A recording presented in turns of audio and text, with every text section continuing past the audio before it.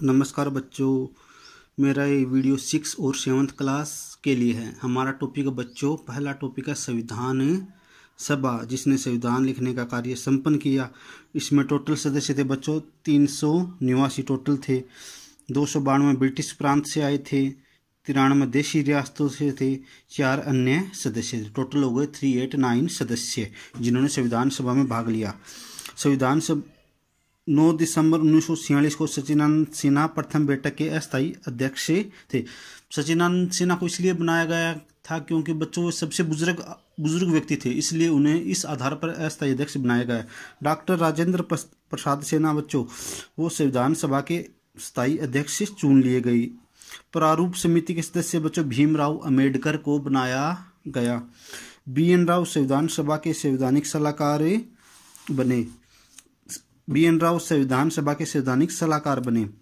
24 जनवरी 1950 को संविधान सभा का अंतिम दिन था। 24 जनवरी 1950 को अंतिम दिन, 26 जनवरी 1950 को संविधान लागू हुआ था बच्चों।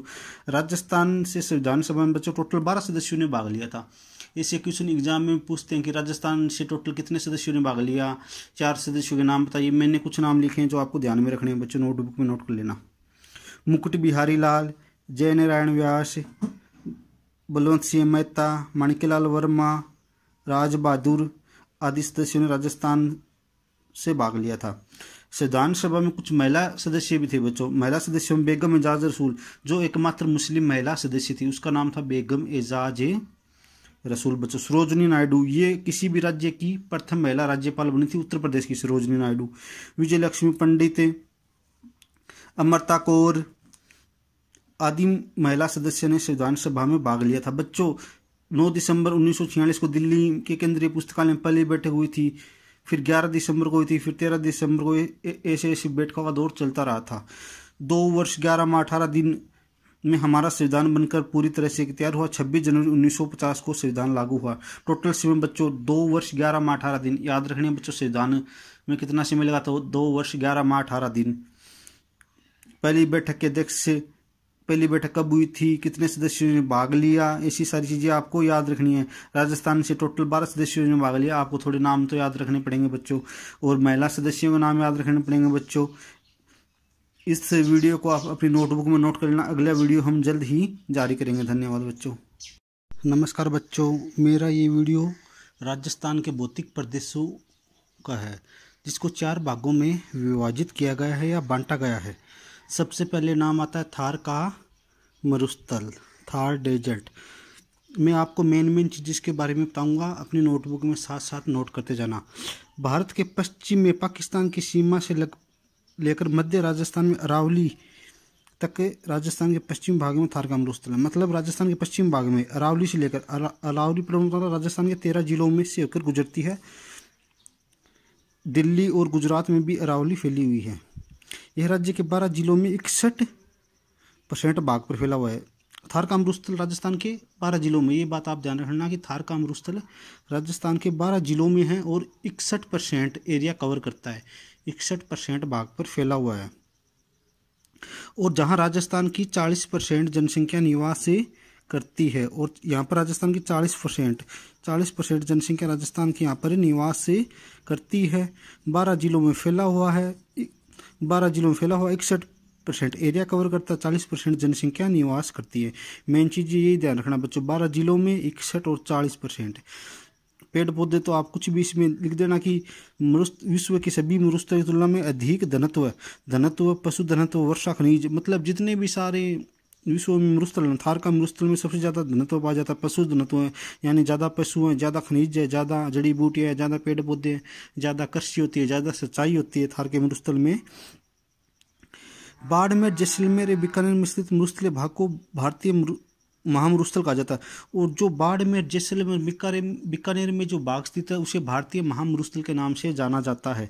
इसके भारत के भौतिक प्रदेश हैं, राजस्थान के भौतिक प्रदेश है, सॉरी, इनको 4 भागों में बांटा गया। पहला थार के मरुस्थल के बारे में आपको मैं थोड़ा बता रहा हूँ। और बाड़मेर, जैसलमेर, बीकानेर वाले को महामरुस्थल बोला जाता है। इस क्षेत्र में रेतीली मिट्टी व रेत के टीले पाए जाते हैं। मरुस्थल होगा तो जाहिर सी बात है कि मिट्टी पाएगी मरुस्थल में, तो हवा के स्थान अपना बदलते, और जब हवा तेज चलती है तो मिट्टी उड़ती है ना, एक स्थान से दूसरे स्थान पर चली जाती है। इस क्षेत्र में रेत रेतीली मिट्टी और रेत के टीले हैं जो हवा में अपना स्थान बदल देते हैं। जो बालू का स्तूप या स्थानीय भाषा में धोरे कहते हैं, जिन्हें हम बालू का स्तूप भी कहते हैं। रेत के टीले को और धोरे भी उनको कहा, स्थानीय भाषा में हम उनको धोरे भी कहा जाता है। मिट्टी के बालू एक स्थान से दूसरे स्थान पर चले जाते हैं ना, इनको बालू का स्तूप या धोरे भी कहा जाता है। यहाँ का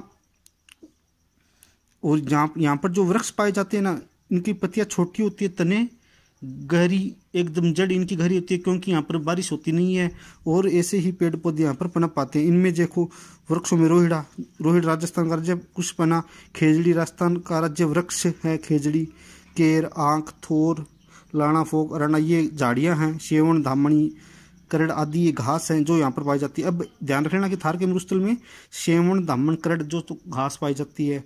रोहिड़ा, केर, आंख ऐसे प्रकार के पेड़ पौधे पाए जाते हैं। इंदिरा गांधी नहर सतलज नदी के पानी को यहाँ पहुँचाकर जल संकट को दूर करने के प्रयास किए जा रहे हैं। इंदिरा गांधी नहर बीच क्षेत्र में आ गई और जल संकट को दूर करने के प्रयास किए। दूसरा भाग अरावली पर्वत, राजस्थान के मध्य भाग में दक्षिण पूर्व उत्तर पूर्व राज्य के लगभग 9% भाग पर अरावली फैली है। अरावली पर्वतमाला जो इसकी सबसे ऊंची चोटी गुरु शिखर है, जिसकी ऊंचाई 1722 है। ये टोटल अरावली की 692 किलोमीटर अरावली लंबी है, ये बात ध्यान रखना है। इसकी जड़ी बूटियाँ पाई जाती है इसमें, और वर्षा कराने में भी अरावली पर्वतमाला का बहुत योगदान है। इसकी एक तो लंबाई याद रख लेना 692 किलोमीटर और 1700 इसकी मेन चोटी गुरु शिखर, वो ध्यान रख लेना बस। और वर्षा कराने में अरावली सही। अब इसके बाद पूर्व का मैदान, पूर्व भाग चंबल, बनासगंगा, बाणगंगा, सहायक नदियों को जो मैदान है पूर्व का मैदान है 23% भाग पर फैला। इस मैदान में चंबल नदी का आसपास का क्षेत्र नाली अपवर्तन के कारण उबड़ खाबड़ हो गया। अपवर्तन ना तो मिट्टी एक स्थान से दूसरे स्थान पर चली जाती है, इसी मिट्टी का अपवर्तन होता है। ही मैदान को चंबल के बीहड़ या डांग नाम से जाना जाता है। बीहड़ चंबल नदी के सारे कोटा से धौलपुर तक विस्तृत। राजस्थान का सबसे उपजाऊ व सर्वाधिक घनत्व वाले इस क्षेत्र में राजस्थान की लगभग 40%। ये मैदान सबसे ज़्यादा उपजाऊ मैदान है, ये ध्यान रखना कि पूर्व का मैदान सबसे ज़्यादा उपजाऊ मैदान है, पूर्व का मैदान सबसे ज़्यादा उपजाऊ मैदान है और सबसे ज़्यादा घनत्व वाला मैदान है।